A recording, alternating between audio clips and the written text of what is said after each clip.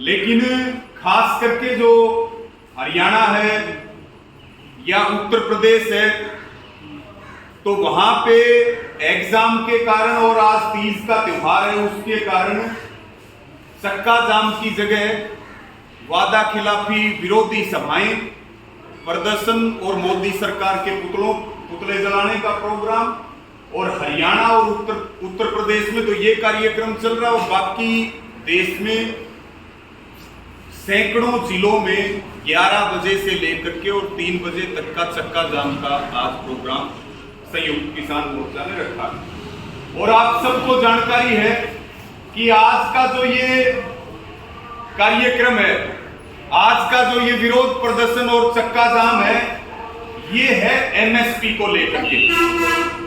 और आप सबको ध्यान है, मैं 2-3 चीजों पे आपका ध्यान दिलाना चाहूंगा कि जिस समय दिल्ली से आंदोलन स्थगित हुआ और वो चिट्ठी आज भी आपके फोनों में है, जिस चिट्ठी के अंदर केंद्र सरकार ने किसानों से वादा किया था कि देश के किसानों को एमएसपी कैसे मिले, इसके ऊपर हम एक कमेटी का गठन करेंगे।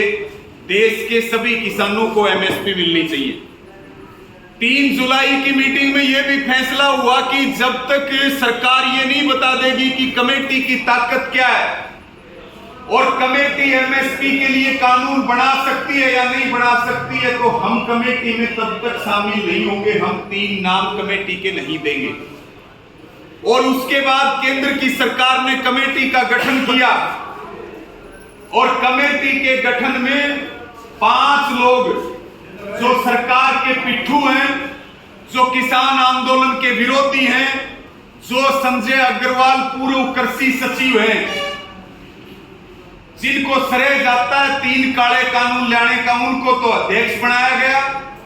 5 नेताओं को उसके अंदर सरकार ने भर दिया जो आरएसएस और बीजेपी के दलाल हैं, और 3 नाम संयुक्त किसान मोर्चा के लिए रखे गए।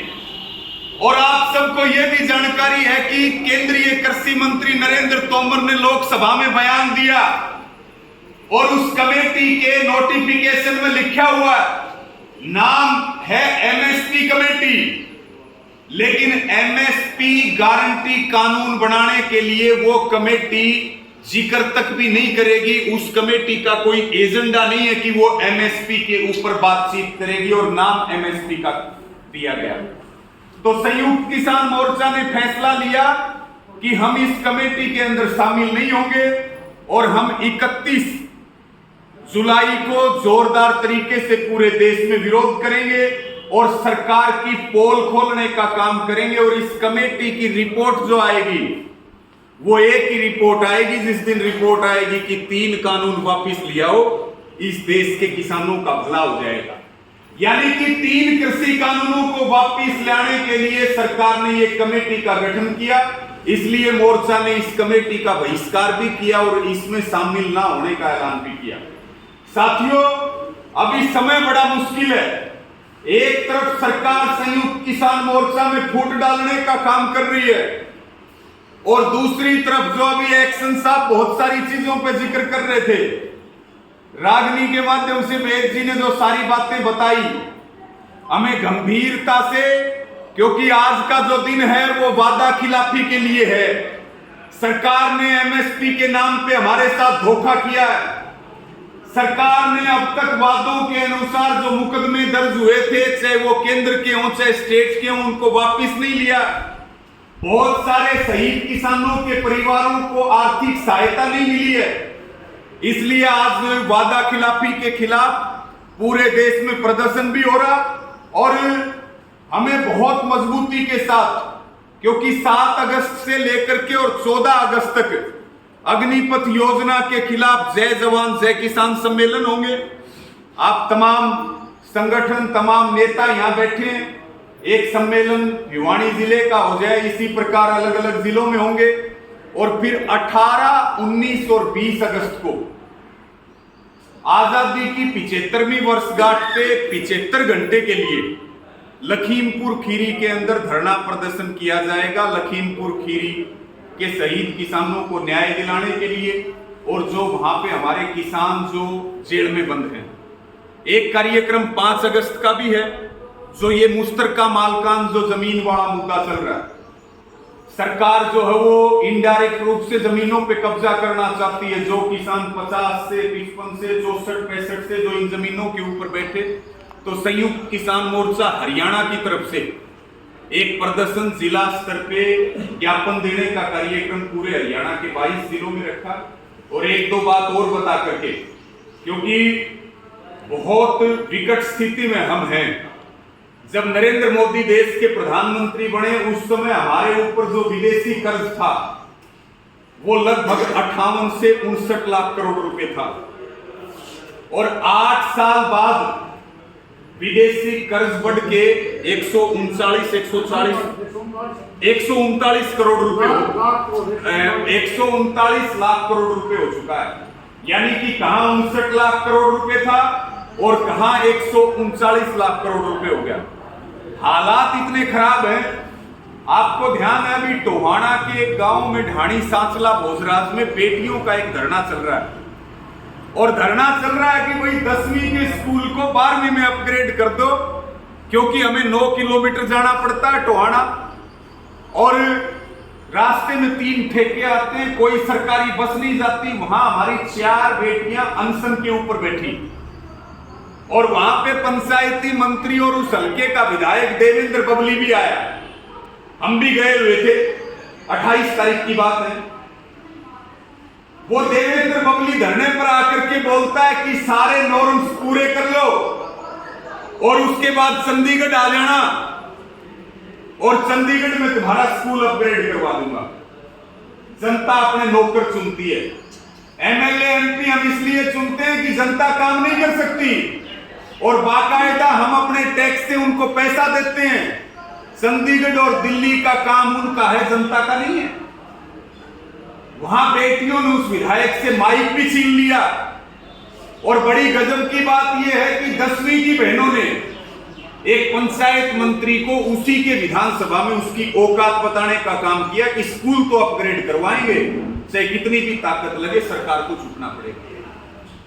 इसी प्रकार से अखबार में फोटो, वहां 2 बहनों की तो तबीयत भी खराब हो गई थी एक्शन साहब, आज भी आई हुई है। वहां सांसद सुनीता दुग्गल भी गई। अभी भारत सरकार ने एक समझौता किया, हमें समझौतों की जानकारी नहीं मिलती, उसका नाम दिया I2U2। और वो समझौता है जो अरब की कंट्रीज हैं, इजराइल है और जो भारत है, उनके साथ समझौता हुआ है कि पूरे देश में जो अरब की कंट्रीज हैं वो इजराइल की कंपनियों के माध्यम से पूरे देश में फूड पार्क बनाएंगी। कहीं ज्यादा मीडिया में इसका चर्चा नहीं हुआ, कहीं अखबारों में भी इसके बारे में नहीं आई। जमीन किसानों की है और सरकार ने समझौता कर लिया दूसरे देशों के साथ कि किसानों की जमीन हम आपको लेकर के देंगे। यानी कि इनडायरेक्ट रूप से किसानों की जमीन के ऊपर विदेशी कब्जे की तैयारी है। ये बात करते हैं हिंदुत्व की। हिंदुत्व की बात करने वाले लोग मुस्लिम कंट्रीज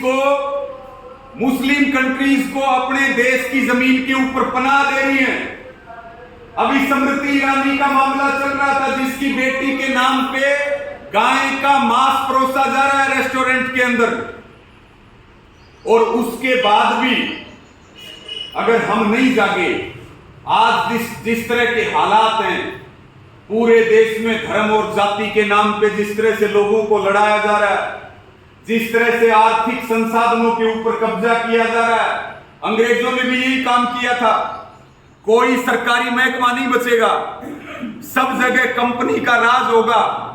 सेना आपकी आंखों के आगे बेच दी गई, उसके बाद भी देश में आंदोलन नहीं होता, युवाओं को डरा दिया गया, उनको दबा दिया गया। अंग्रेजों ने भी यही काम किया था। पहले हमारे यहां जितने कमाई के साधन थे, जितने आर्थिक संसाधन थे, उनके ऊपर कब्जा किया। और जब आर्थिक गुलामी आएगी तो राजनीतिक गुलामी अपने आप आएगी। आज बहुत सारे लोग इस बात की चर्चा करते हैं कि भले ही बीजेपी को वोट से हरा देना, नरेंद्र मोदी को वोट से हरा देना, लेकिन ये लोग इतनी आसानी से बगैर खून खराबे के कुर्सी छोड़ने वाले नहीं।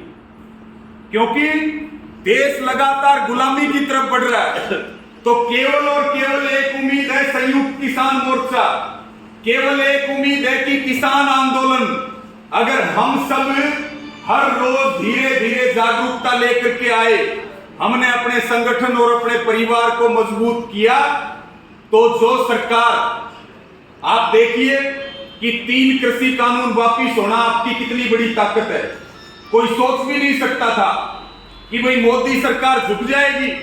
आप में से बहुत सारे लोग जो बॉर्डरों के ऊपर रहते थे, टोलों के ऊपर रहते थे, जब हम आपस में बैठते थे तब कई साथी हमें बोलते थे कि भाई सरकार का झुकना मुश्किल है, सरकार झुकेगी नहीं, कितने दिन आंदोलन चलाएंगे। लेकिन आप सबका एक ही जज्बा था कि बिल वापसी नहीं तो घर वापसी नहीं। इसी प्रकार से हमें एमएसपी के कानून के लिए, हमें निजीकरण के खिलाफ, हमें कंपनी राज के खिलाफ, हमें अग्निपथ योजना के खिलाफ, और हमें जो है हर एक मुद्दे पर एक होकर के लड़ना पड़ेगा। और जब जब हम एक होते हैं, देखिए एक अंतिम बात कह के मैं अपनी बात पूरी करूंगा, किसान कभी सीधी लड़ाई में नहीं आता, हम हारते हैं हमेशा गद्दारी में। सीधी लड़ाई 3 कृषि कानूनों के खिलाफ आपने लड़ी, आप जीते।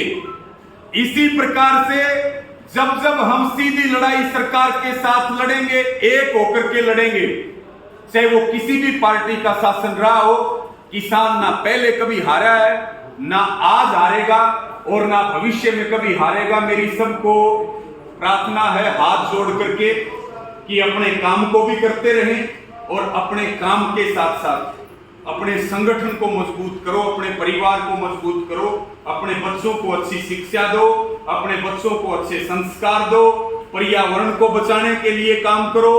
सेवा के जितने हम काम कर सकते हैं, सबसे अच्छा दान है गरीब बच्चों को अगर हम शिक्षा दे पाए, अगर हम गरीब बच्चों को शिक्षा में किसी प्रकार की कोई मदद कर पाए, तो फिर जो हमें प्रकृति का भी आशीर्वाद मिलेगा।